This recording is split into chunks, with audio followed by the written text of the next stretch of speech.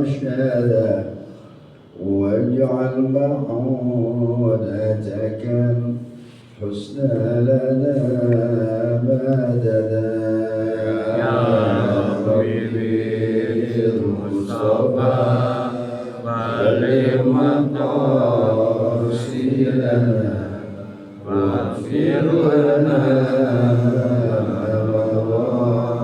يا واسع الكرم ولا تكلنا إلى تدبير أنفسنا فالنفس تعجز عن إصلاح ما فسدا يا حبيبي المصطفى بلغ مقاصدنا واغفر لنا ما مضى يا واسع الكرم أنت العليم وقد وجهت يا أماني إلى رجائك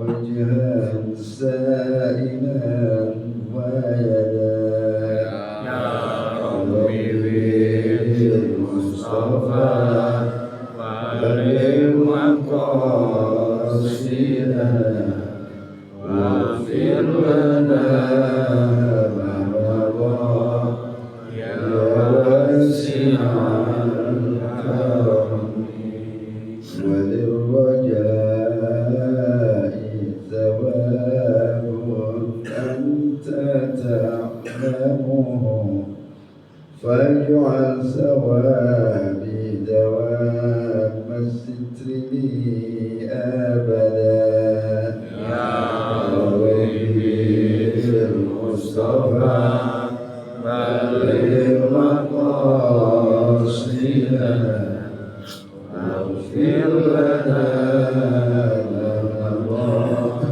يا واسع الكرم اللهم صل وسلم وبارك عليه وعلى آله.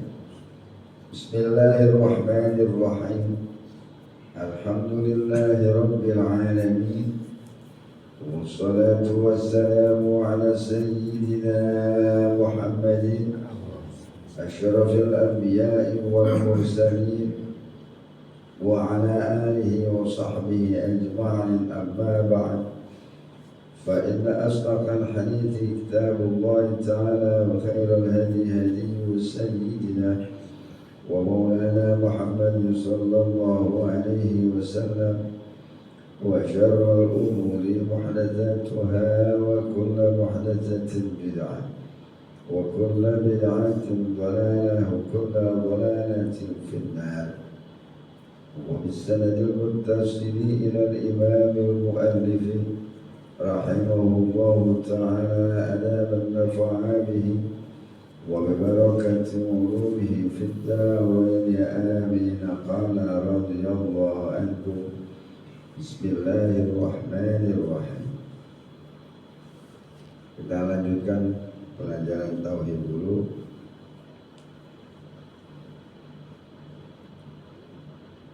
Kemarin membahas segala puji.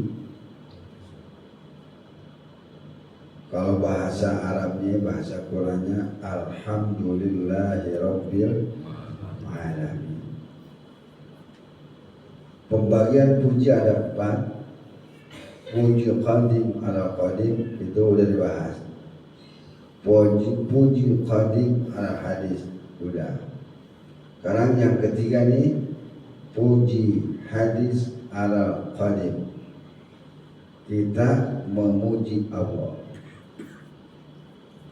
Yang hadis kita baharu, yang qadim Allah.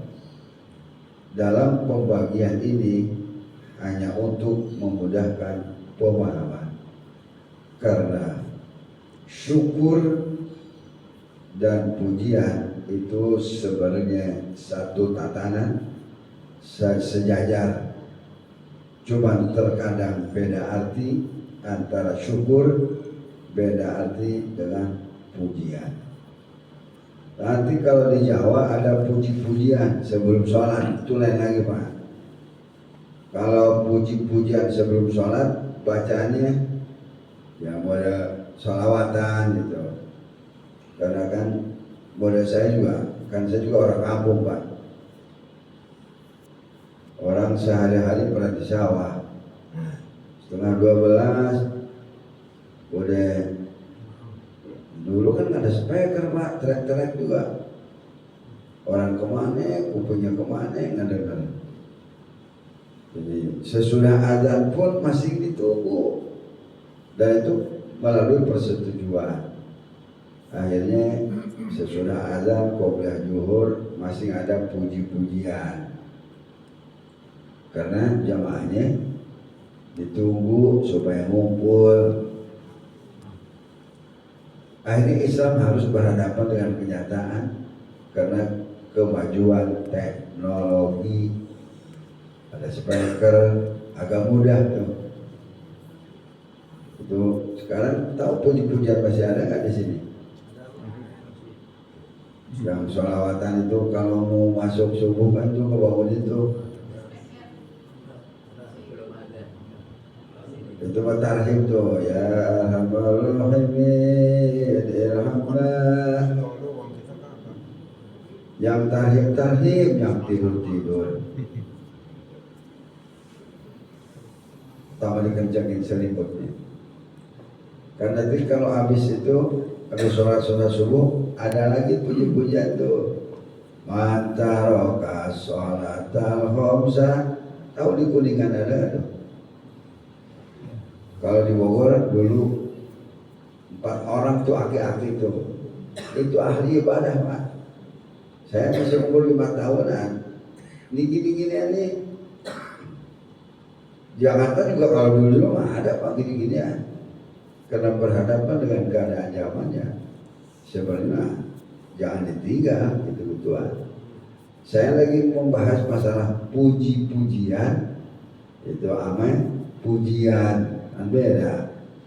Kalau puji-pujian itu dia menjelang sholat nungguin jamaah. Karena dulu susah nungguin jamaah, orangnya pernah di empang, di kebun, di sawah, dan di hutan. Tapi perjanjian sesudah azan 15 menit ditunggu. Saking pentingnya sholat berjamaah. Nah kalau puji di sini berbeda dengan puji-pujian. Lain arti. Segala puji disebut segala diringkes oleh mu'alif 4. Nah, sekarang kita bahas masalah puji hadis alal qadim. Kita memuji Allah. Kalau ayatnya la in syakartum la azidannakum wa la in kafartum inna adzabi lasyadid, itu ayat sering dipakai bahkan pada hafal oleh pengarang, dibagi biar nggak kesulitan untuk memahami.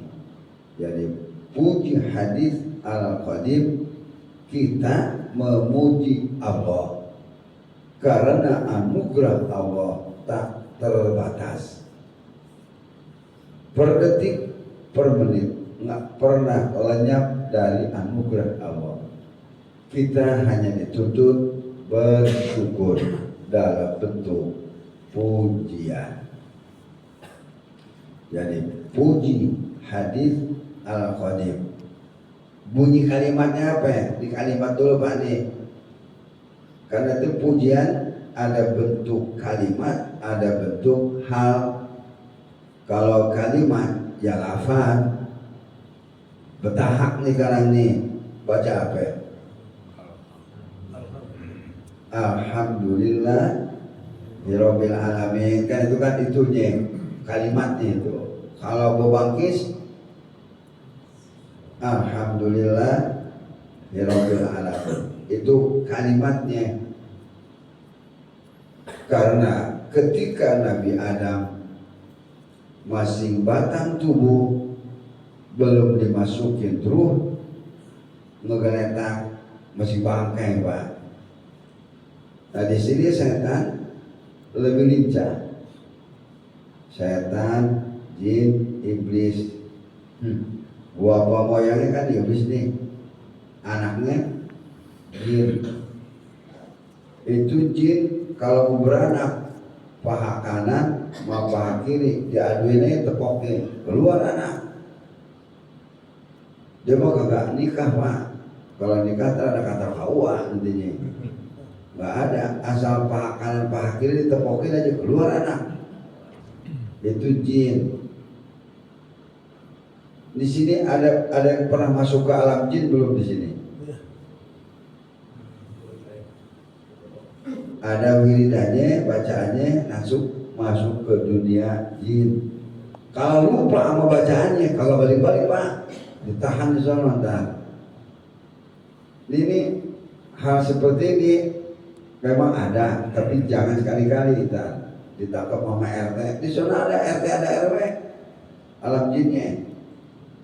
Paling banyak anak-anak pada bawa piring kosong, kayak dapur umum jadinya. Karena jin itu beranaknya tanpa pernikahan. Model amuba, tahu amuba nggak? Model bakteri kan pecah beranak, asal pecah itu cara berkembang biaknya begitu. Nah ini jin ngetes. Sebelum ruh dimasukin ke tubuh Adam, maka sudah dicek duluan oleh iblis, anak buahnya jin. Jadi iblis bapak moyangnya, jin anaknya. Itu semua gangguan dari luar Pak. Dicek bagian-bagian yang rawan di tubuh manusia itu sudah dikuasai oleh iblis. Masuk dulu nih dari mulut, masuk ke dalam, keluar dari dubur, masuk lagi dari hidung, keluar lagi dari dubur, dari kuping, semua sudah dicek. Nah orang-orang tua mereka tahu Pak, diemnya ini setan jin di mana nih? Nanti ada apa itu namanya zikir khafi, ada latifatul qalbi, ada likul jasad, itu bagian mereka. Karena dia tahu terminalnya ini jin di mana diam-diamnya. Ternyata iblis jin lebih dulu mengenal tubuh manusia. Itu bagian mereka. Ketika ruh dimasukin ke jasad Adam, Nabi Adam diam aja nih, bobangkis Nabi Adam. Kata Allah, dan jangan diam aja, baca alhamdulillah. Jadi begitu masuk ruh Nabi Adam bobangkis, tapi kagak muji sama Allah, diajarin sama Allah. Alhamdulillah Rabbil Alamin. Itu Pak, kalau dapat nikmat puji Allah. Karena kalau kagak enak badan, bobangkis, enak badannya. Itu saraf Pak, pada hidup lagi itu ada pembahasannya. Kalau bobangkis yang suka dimainin, tuh orang-orang tuh kalau bobangkis. Bunyinya apaan? Nggak boleh itu dimain-mainin. Kalau bobangkis buru-buru. Alhamdulillah. Yang denger nyautin. Apa jawabannya?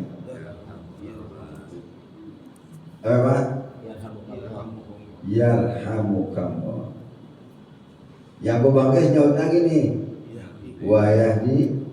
Nggak kelar-kelar main nyaut-nyautin dulu. Yarhamukallah wa yahdikumullah. Kalau lagi sholat bobangkis, tetap dituntut alhamdulillah rabbil alamin. Jangan kencang-kencang bacanya lagi sholat. Batal nggak batal, karena itu tuntutan agama. Yang denger nih jangan yarhamukallah nih, yarhamuhullah. Sampai ke situ dibahas. Jangan yarhamuka, karena kalau kaf harfu hitobin ngobrol batal nanti sholatnya. Yarhamuhullah. Ini yang denger nih. Kalau baca alhamdulillah, yang denger yarhamuhullah. Nanti nyautin lagi nih yang logis nih, wa yahdihumullah. Itu cuma diganti kaf ame ha, kaf ame ha segitu doang. Karena itu dipatuhin rawan bakal batal sholatnya nanti kalau pakai kaf ketika dalam keadaan sholat. Di sini para jamaah, jadi makhluk memuji Allah karena Nabi Adam waktu ruh dimasukin ke jasadnya itu kan gini Pak, yang namanya batang tubuh Adam, bukan Nabi Adam nih, ntar dulu nih, ntar jadi repot nih pembahasannya. Nabi Adam ame Adam beda. Kalau Adam artinya batang tubuh, ya, itu namanya Adam. Sekarang kita nih yang nongkrong nih, jontrot ini badan kita namanya apa? Adam. Fisik ini fisik ini Adam, batang tubuh. Nabi Adam lain lagi, beda. Nabi Adam ame Adam. Badan kita nih Adam ini batang tubuh. Makanya kalau di bangkis kita disarankan untuk memuji Allah. Alhamdulillah. Habis makan alhamdulillah. Masa alhamdulillah doang apa artinya? Alhamdulillahilladzi at'amana wa saqana wa ja'alana muslimin. Itu doa sesudah makan. Allahumma barik lana fi ma razaqtana, lain lagi. Itu doa-doanya. Habis makan, habis minum. Kalau habis jima doanya apa? Mana nyawat ini? Para malu apa? Apa pura-pura nggak dengar? Doa habis jima apa? Pada malu. Puji hadis ala qadim. Ini Pak, jangan dianggap sepele ini. Sebenarnya kita dalam hidup lakukan puji, lakukan syukur. Kalau versinya ayat itu la in syakartum la azidannakum. Kita duduk lagi ngaji nih dalam rangka mensyukuri anugerah Allah. Orang-orang hakikat syukur itu wajib, bukannya sunat. Kalau kita masih di tahap syariat, bersyukur hukumnya sudah. Kalau kita sih orang hakikat wajib Pak, karena semuanya sudah disiapkan oleh Allah dengan anugerahnya, udah ada semua. Kita hanya tinggal bersyukur. Itulah pemahaman la in syakartum. Jika kalian bersyukur, la azidannakum, pasti aku tambah. Itu kan la azidannakum. Kalau la in syakartum, lamnya itu la in syakartum. La in syakartum ini in syartiyah. La azidannakum, lamnya lam sumpah, demi sungguh sebenar-benarnya. Nanti ditambah lagi itu ada nun taukid sakilah di ujungnya. La azidannakum, itu namanya nun taukid sakilah. Saking sungguh-sungguhnya Allah. Kita sebenarnya hidup hanya bersyukur aja Pak, pasti ditambah. Ketidakpahaman kita belum masuk ke situ. Padahal hanya bersyukur maka anugerah pasti ditambah. Jadi sekarang puji hadis ala qadim itu contohnya ketika bebangkis, ketika dapat nikmat, maka yang dituntut hanya bersyukur kepada Allah Subhanahu wa taala. Kita lakukan hadis alal qadim. Kemudian puji hadis alal hadis. Baharu memuji kepada yang baru. Sebenarnya kita nyala itu nggak boleh. Yang dibolehkan hanya memuji. Sejelek apapun orang, karena fisiknya, batang tubuhnya, adabnya, semuanya itu sudah anugerah. Nggak boleh kita. Ada orang pendek, nggak boleh dicela. Ada orang yang ketinggian juga nggak boleh dicela. Sejelek apapun tidak boleh dicela. Kenapa? Yang ada disuruh memuji. Karena puji hadis ala hadis. Memang sebegitu ringkasnya pembahasannya, makanya ulama membatasi puji qadim ala qadim, puji qadim ala hadis, puji hadis ala qadim, puji hadis ala hadis. Faedahnya buat apa nih Pak? Membahas masalah puji, membahas masalah syukur. Karena dengan puji-pujian yang melengkapi akan segala nikmatnya, lagi menarik akan kelebihan pemberiannya. Pertanyaannya sekarang, mau ditambahin nikmat apa mau diambil? Jangan ngantuk nih, ngantuk repotin aja nih. Itu pertanyaannya, mau ditambah nikmat apa mau direnggut diambil? Kalau mau ditiadakan, dipunahkan, silakan ingkari kenikmatan Allah. Pedes ini Pak. Sholat jungkir balik, nggak ada terima kasihnya sama Allah, habis nikmat. Karena sholat jungkir balik cuman apa istilahnya di situ, modus doang. Biar kelihatan jadi orang bener, biar kelihatan jadi orang soleh. Cuman modus doang itu sholat, supaya dikata orang bener di hadapan Allah. Itu kan modus Pak. Tapi syukurnya nggak ada. Karena hakikat sholat kita jungkir balik itu syukur kepada Allah. Jangan sok-sokan kita menyembah Allah, terus kita menyatakan diri kita, biar aku tampil di hadapan Allah sebagai orang yang soleh. Nanti kalau sudah soleh kan minta apa aja juga dikasih. Berarti di sini Allah bisa disogok dengan amal. Ini Pak Haji Tauhid bisa diurusin.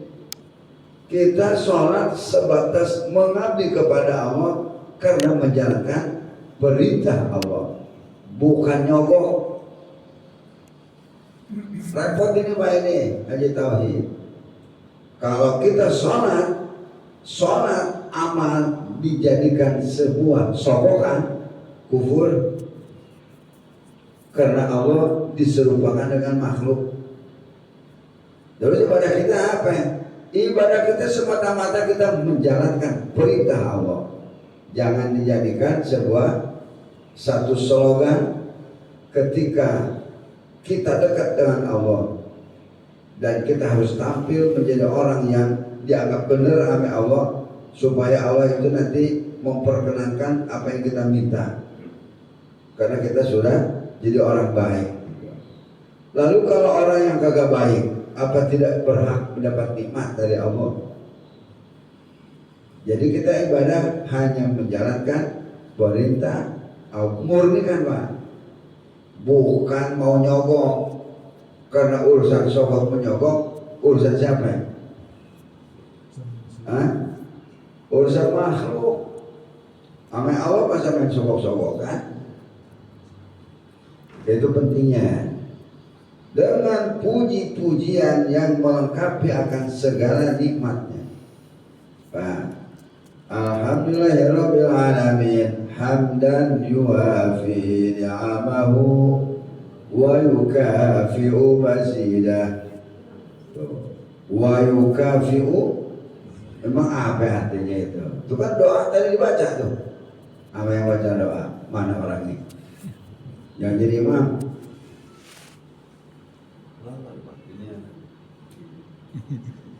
Ngumpet sih. Ganteng tadi orangnya. Oh, itu kalian matian. Alhamdulillahirabbil alamin hamdan yuwafi ni'amahu wa yukafi'u mazidah. Ya Rabbana lakal hamdu kama yanbaghi li jalali wajhil karim wa 'azimi sultanik. Kan itu bacaannya hamdan yuwafi, dengan pujian yang melengkapi. Hamdan yuwafi ni'amahu wa yukafi'u mazidah. Itu wa yukafi'u mazidah, dan menambahkan kenikmatan.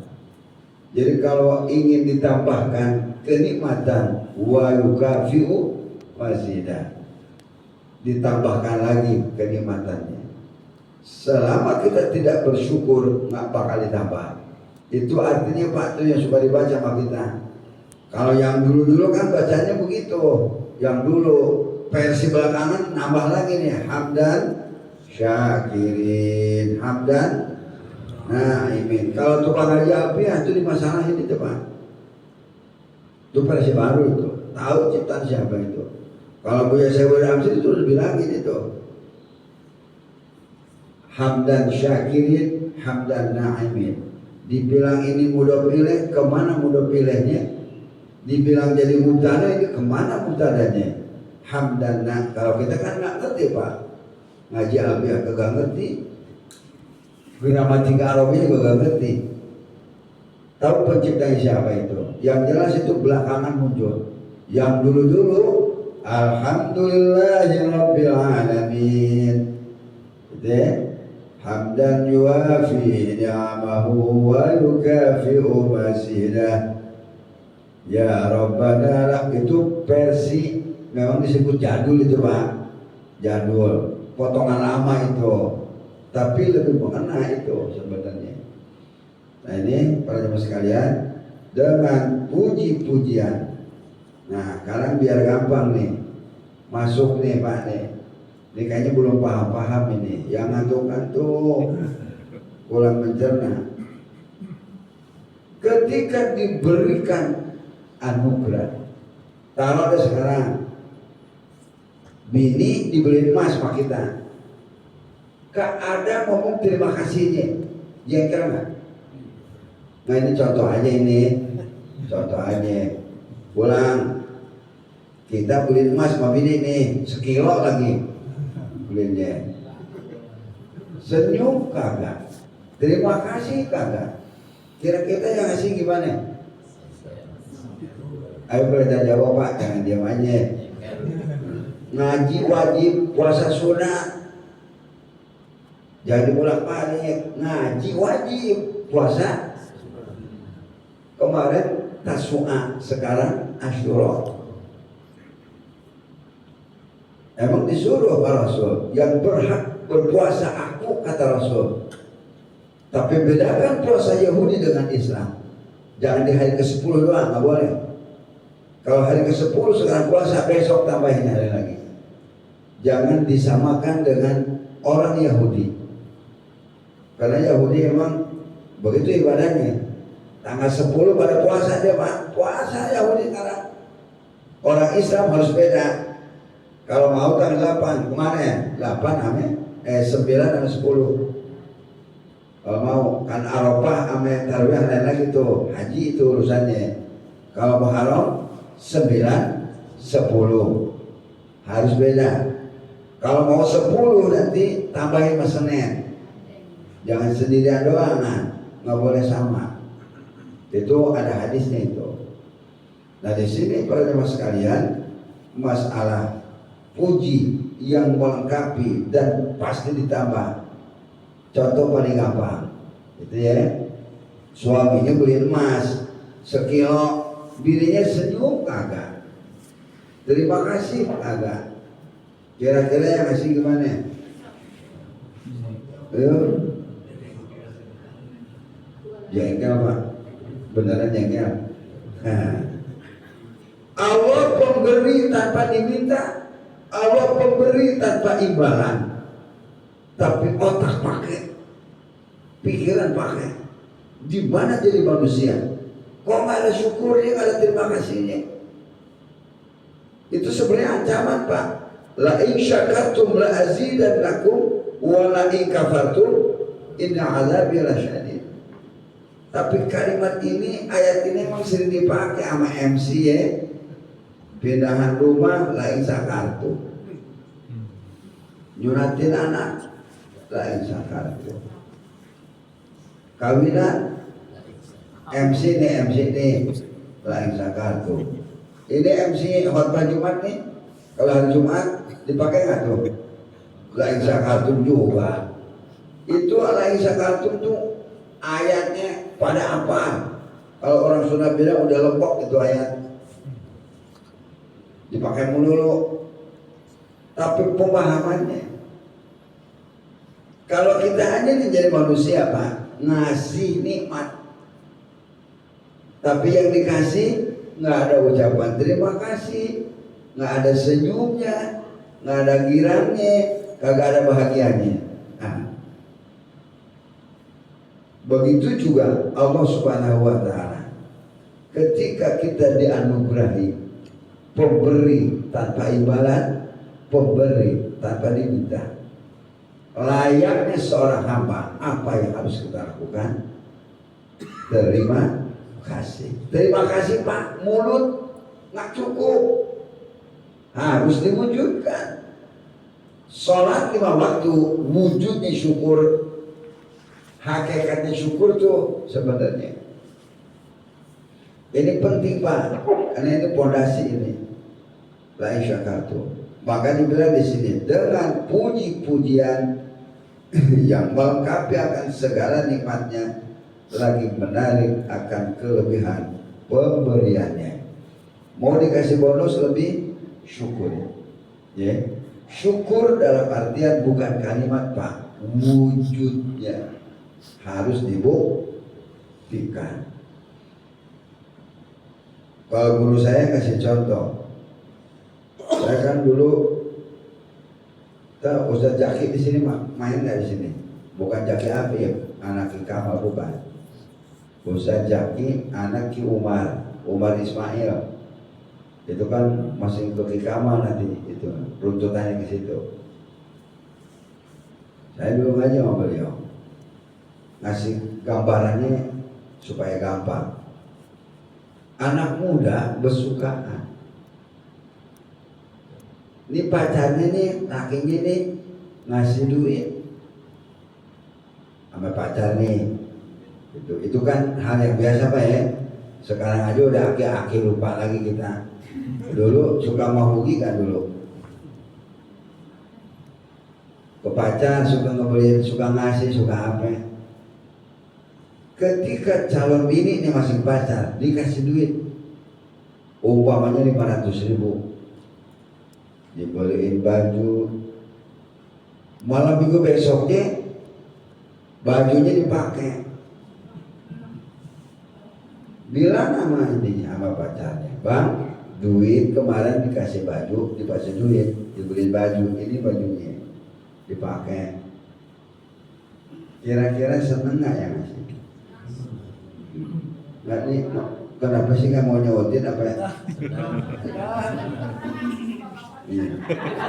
Nggak, ibu-ibu diam dulu, jangan komen dulu bu. Ibu nggak paham, malah ramen emak. Coba, kalau dikasih duit sama pacar, Malam minggu besok laporan sama pacarnya, bang, duit ludes semua. Saya pakai jalan-jalan, saya pakai, wah, gimana? Oh, ini bukan calon ini nih. Oh, ya besok jangan dikasih lagi. 2 juta juga ambles tuh duit. Itu kan di situ kelihatan Pak, secara manusiawi aja. Kalau pandai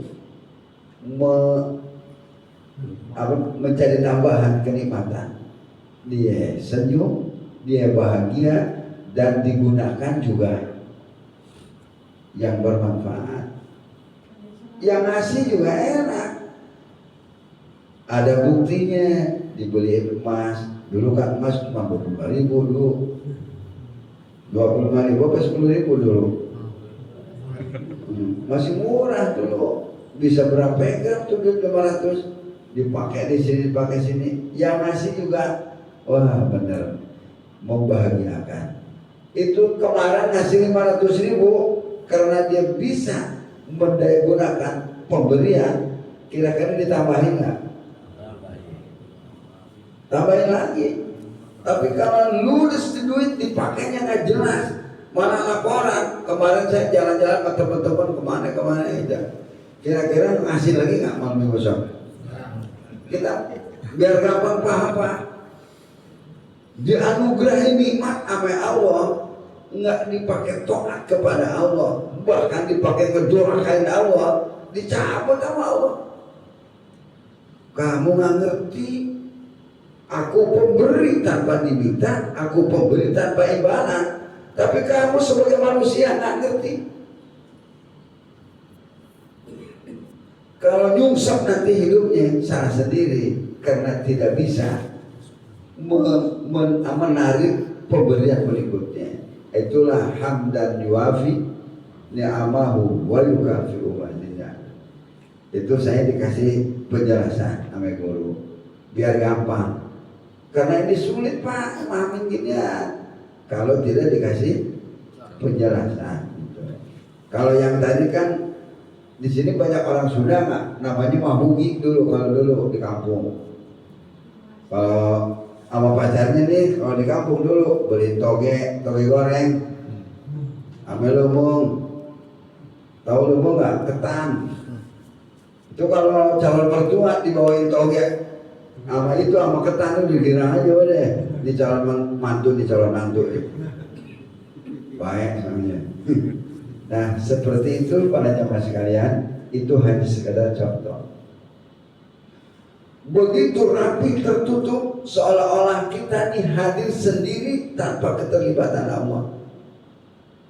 Ini ngaji tauhid Pak. Sampai sekarang kita sholat hanya perasaan sholat sendiri, Allah tidak terlibat. Kita duduk kayak di sini Allah tidak terlibat. Pokoknya maunya kita sendiri. Nah di sini Pak, syukur itu akan hilang. Padahal kita dianugerahi Allah, bukan hanya sekedar mata. Bisa duduk di masjid atas anugerah Allah Subhanahu wa Ta'ala. Jadi kita ngaji juga subuh-subuh pagi-pagi ini dalam rangka mensyukuri anugerah Allah. Jangan sombong.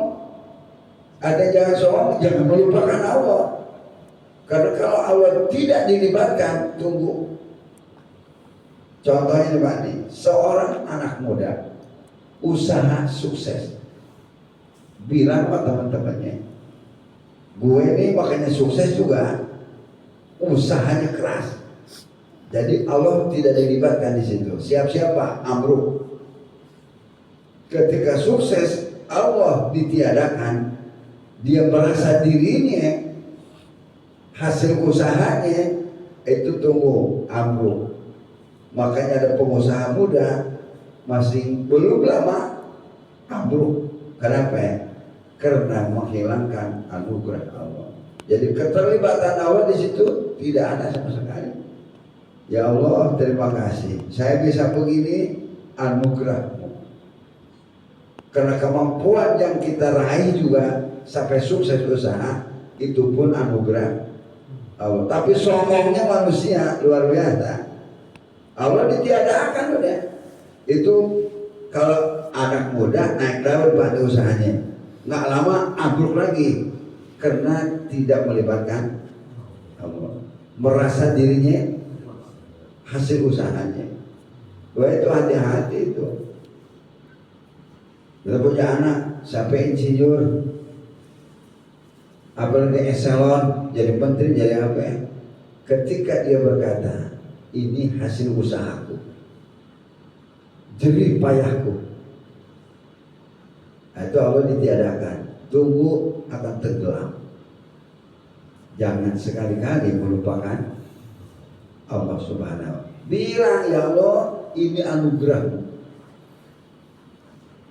atas dukunganmu, atas nikmatmu, aku bisa seperti ini. Kalau dihilangkan Allah, tidak dilibatkan Allah, itu dia tunggu akan jatuh. Nah di sini para jemaah sekalian, untuk menarik kelebihan pemberiannya sebenarnya di kalimat la in syakartu masuk, alhamdulillahirabbil alamin juga kalimat itu masuk. Kemudian di sini dan sholawat yang akmal. Memang ini sifat 20 Pak. Ini per kalimat sebenarnya butuh uraian. Dulu saya ngaji ini sifat 20 sama Buya Syabda Amsir, karena ada wartawan pengen ngaji khusus, saya yang menghadirkan beliau itu sampai hatam. Uraian beliau ini sebenarnya dicari orang ini uraiannya Pak, karena ini nggak ada di YouTube. Saya nggak ngaji di YouTube Pak, pakai Google enggak. Ini hasil ngaji ini, ngasih contoh-contoh, bukan ngerekayasa sendiri. Itu masih kedengeran. Saya nggak ngerekam pakai. Dulu kan sistem tip coder ya dulu. Tip coder apa namanya dulu? Yang kecil, yang rekamannya pakai pita. Ada BF apa itu? BSF apa? Coba dia kong-kong nih. BF kenal nggak kong? Lupa. Kong lupa. Jangan ketawa ibu-ibu mulu. BSF apa mereknya itu? Itu 80. Ada yang 2 jam kekuatannya. Satu putaran. Itu saya belum kebeli Pak, gitu-gituan. Orang-orang tuh pada ngerekam. Saya kalau ngaji bener-bener diem ngerekam semua. Itu semua yang saya utarakan hasil rekaman otak. Karena saya nggak ngerekam lah, nggak kebeli tip codernya dulu, ngaji ke jalan kaki saya. Tapi nggak ada capek, nggak ada lelah. Padahal anak udah 7 masih ngaji kalau kemarin. Dan saya tidak berharap untuk menjadi ustaz Pak. Yang penting saya ibadah bisa pasrah kepada Allah, udah. Nggak berharap untuk mengajar, nggak. Terserah Allah aja. Kalau mau dikasih ya terserah, mau dikasih. Yang penting saya ngaji buat make pribadi sendiri. Bagaimana ibadah kepada Allah. Kan kalau ketemu jati diri enak Pak. Ibadah tuh kalau sudah ketemu sejati diri, diri sejati, nyaman ibadah udah. Enak udah. Masalah nggak punya itu nomor sekian. Nah sekarang sampai di sini ngajinya